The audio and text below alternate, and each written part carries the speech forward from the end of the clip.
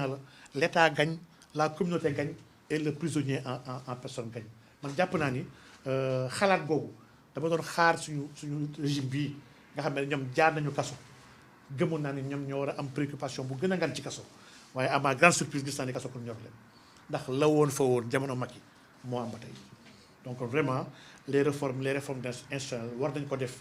ci biir kaso bi war nañu changer le parlement war nañu changer l'économie de ce pays vraiment ñun jàpp nañ ni les débats de fond dëgg-dëgg c'est l'économie c'est le monde rural jafe-jafe askan bi la problème mu ndóol gi nekk ci biir àll gi la problème mu chômage des jeunes la bi nga xam ne aucune réponse n'a été donnée ba tey problème mu sécurité la bu ñu am ci biir dëkk bi lii mooy enjeu yi xam ne suñu war a gën a góorgóorlu nga taxaw di waxtaan ci wàllu jàppal diw di woote jàppale ma diw jàppale ma diw man nag ki ma jàpp xam naa ko moo ma jàpp alhamdulilah nag dama gëm ni yàlla daf ko jaarle parce que dama gëm ni man yàlla da koy jëf ñuy wax ni alfail xaqiqatan kooku fa huwa allah yàlla mooy alfail maanaam lépp lu am te alxuraan daf ñu ko jàngal ku lan yusibanaa illa ma kataba allahu lana donc yàlla mooy jëf à travers les hommes et que in fine de manière extrême lépp lu mënti dal xamal ni yàlla dafa namm ni jamono bii fii la waroon fekk moo tax nga nekk fa man philosophie boobu laa ko jëlee moo tax mereewu ma kenn sama arrestation seulement nag am naa ci ay jàngat et comprendre naa si tamit leen lu bëri ndax gëm naa nit bi nga xam ne yéen a la jàppale yóbbu la kaso nit kooku sa xarit nit kooku bëggu la ndax sa noon sax waroo ko yéene kaso ensuite ki nga xam ne nga kii sama allié la kii xeexal na même bu dee benn fan la xeexal na ma ko kooku waroo ko jël di ko yóbbu kaso donc vraiment ñun on se battait du côté de Pastef on se battait pas pour Pastef ñu bëri ñu ma interpellé kaso bi ne ma professeur lii fa rek mu dal ak gars yi pour nga xam gars yi ñooy ñan ma leen déet man rëccuma li ma taxaw Pastef li ñu ko tegoon bu ñu ko tegaatoon tey naa ko taxawaat ndax man je me bats pour la vérité je me bats pas pour des personnes peut-être loolu moo tax ma am jafe-jafe ak ñu bëri ñu nekk Pastef man jeexuma ci benn nit yéemu ma waaruma ci benn nit ak ku mu mënti doon tàmbalewuma ci benn nit yemuma ci benn nit man ci yàlla subhanahu wa taala laa jeex tàq benn imam laa muy tudd Seydina Muhammad sallallahu alayhi wa sallam kooku sama kilifa kooku dama nangu ni moo ma gën mooy sama imam mooy sama référence mooy sama sang kooku je m'aplatis devant lui au-delà de lui nag wax dëgg yàlla ay nawle kese si dëkk bi dañoo war a joxante cër ay nawle fi nekk amandooy xalaat di àndandoo di am dëgg ak di juum ku ci juum ñi nga ganti ko te yàlla rek tax pour dimbali ko ki nga xam ne am na dëgg ñu ci jaajëfal ko pare ko ne avancé donc man Pastef je me battais pas pour Pastef je me battais à côté de Pastef pour la vérité donc combat bi ma amoon Pastef nag moom laa gardé ba tey je suis dans le combat pour la souveraineté Pastef dafa mel ni léegi bàyyi na combat boobu Pastef léegi combat wu le parti la avant la patrie gis naa benn vidéo bu viral gis une dame bi nga xam ne li muy wax ak li waa ñoom Macky doon wax benn la bu sax waa Macky tànnewul dame boobu ci ay financement yoo xam ne lim na ay millions yu bëri nag ay milliards 1 milliard fii 500 millions fii 500 millions fa ca des lii yëpp pour militants yi la képp ku bañ diw waru cee am war na am jom bañ koo jël il faut ñu fàttali doomu aadama yi ne dëkk bi tàmbaliwul ci benn nit te yemul ci benn nit dëkk bi alalu Sénégal waruñu ko lëkkale ak mbëggeelu benn nit wala bokk ci benn parti la patrie est plus moo gën a ngandal le parti ak parti bu mu mënti doon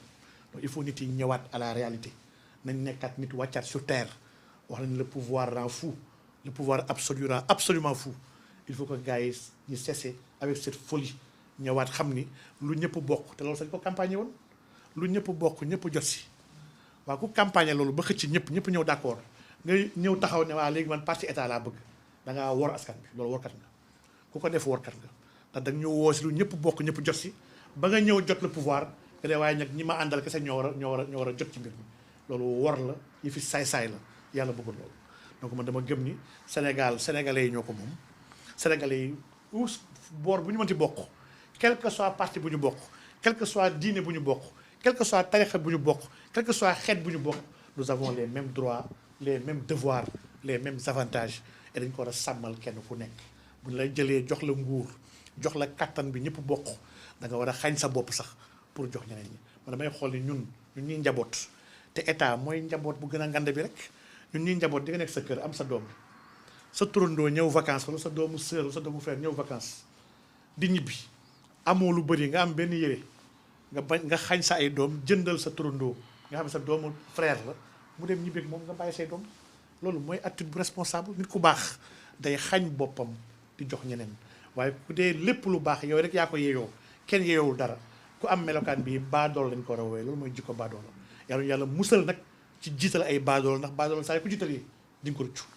donc vraiment suñu combat ñun doon combat le parti avant la patrie combat ñu woon tamit ci parti état on combattait pour un état juste prospère souverain équitable. souveraineté boobu kan moom mën a wax tey fan la waxu français faa toll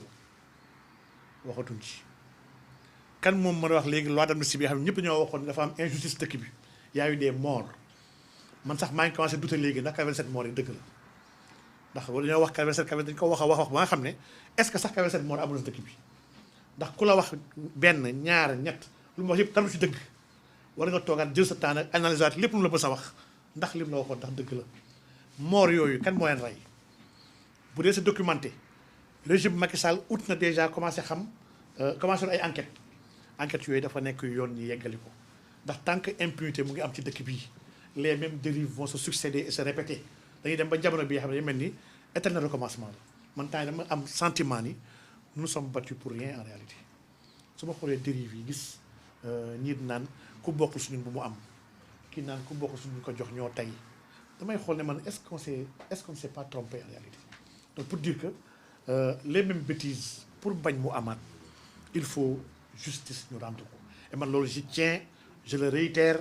waa Pastef ñoo campagne dala ñoo bëgg a dindi la loi d'amnistie on doit les interpeller et les mettre devant responsabilité ils doivent l'enlever. dindi ko mooy dëgg ku képp ku waxul si dindi ko waxoo dëgg. léegi nag suñu ànd ak Pastef nag baax nañu ànd ci clarification ñun dañoo xeex ci wetu Pastef am na tey ñi nga xam ne ñu ngi fii ci wetu Pastef di gundaandaat ba ñuy ànd ak Pastef di ko défendre ñoom ñu ngi saaga Pastef di leen ŋàññ. il les appelait des aventuriers il les appelait les jeunes il les appelait les non expérimentés il les appelait les faussaires il les appelait les populistes. tous ces gens-là actuellement ñu ngi ci wetu Pastef di toogal doog ñoom ñu leen sax namee ci ay poste ñun ba ñuy ànd ak Pastef jamono métti na Pastef kenn gëmu ko man am na ñu bëri sax ñu yaakaar ni Pastef laa bokk tellement que dafa am jamono bi nga xam ne dama gis si tout le combat que nous portions ñun Pastef dafa réclamer daf koy def combat français fa daf ko waxoon combat sur la souveraineté dañ ko waxoon combat APR dañ ko waxoon combat sur les valeurs mbiru góor jigéen dañ ko waxoon man combat yi laa nekkoon dama mu dem sax ba dama négligé woon suñu waa parti waa RV on me l'a reproché je suis resté des années yoo xam ne j'ai pas travaillé pour RV je travaillais sax pour le compte de Pastef man am na nit yoo xam ne seen dugub Pastef ci sama loxo la jaar may xeexal Pastef en 2019 si ñu doon wër parrainage Liberté 6 sama kër ak samay mbokk ak yëpp pour la candidature de Sonko en 2019 boobu ñu bëri tey ñuy wax xaw ma fa lañ nekk en 2016 bi ñu rajee Sonko moo ma wool pop ne ma ñëw la nga jël parole ñu woon fii hôtel Relais bu ma nee foofu Sonko dafa may jël parole nga wax j'ai pris la parole pour massawu ko pour dooleel ko pour taxawu ko ndax dama gëm ni c'est injuste ñu ko def li mu wax jàll woon ñu koy rajee ndax li mu wax 1 mois avant man def naa conférence à IPG fii à Sacré-Cœur j'ai dit exactement la même chose parce que document yooyu c'était le DPBF mu woon ci site ministère il n'a pas trahi de secret il n'a pas révélé xam nga ko defee donc pour dire que damay yàgg ak waa Pastef di leen taxawu ak leen xeexal en échange Pastef même en prison umpale leen ni mag président Diomaye ñoo nekk doon kaso ak honorable député ñoom Babacar Ndiaye ak tous ces jeunes là qui étaient au Cap Manuel mun naa leen wax un secret bi nga xam ne peut-être xam naa révélation la war nekk man maa njëkk wax président Diomaye ne ko di nga nekk président Sénégal yàlla war na ma ko boobu il n'était pas candidat boobu Ousmane Sonko mu nekkoon candidat moom sax gëmul woon ni moom dana nekk candidat mu ne ko di nga nekk président wax sa candidat donc tu vas tout faire pour am candidature boobu man maa nekkoon le candidat de Cap Manuel dama j'étais candidat à l'élection présidentielle c'est le seul d'ailleurs après la kaso yi am 3 candidats mooy Bassirou Diomaye Diakhar Faye bien après moi ak Maître Moussa Diop ba Diomaye nekkee candidat loolu yëpp xam naa ne umpalewu leen ko Pastef a fait un parrainage extraordinaire parrainage yu Pastef xam ngeen ni ñu bëri ñu nekk après candidat ci présidentielle yi Pastef ñoo leen jox parrainage man j'avais des rapports privilégiés avec le président xam nga ne am parrainage am 50 000 parrainage yu Pastef di maye jomb ma woon mais je l'ai refusé parce que dama gëmoon ni loolu wor la ci wor la bokk. wor la nga woo nit ne ko kaay parrainel Diomaye Faye mu bind Diomaye Faye nga jël parrainage Diomaye Faye yàqal ko keneen jox ko un autre candidat ils ont 3 candidats yoo xam ne yëpp parrainage yu Pastef la leen jox xam naa ne du leen tudd ñoom xam nañ ko waxuma sax foofu parrainage yooyu amoon naa possibilité man parce que man nag je suis postier de base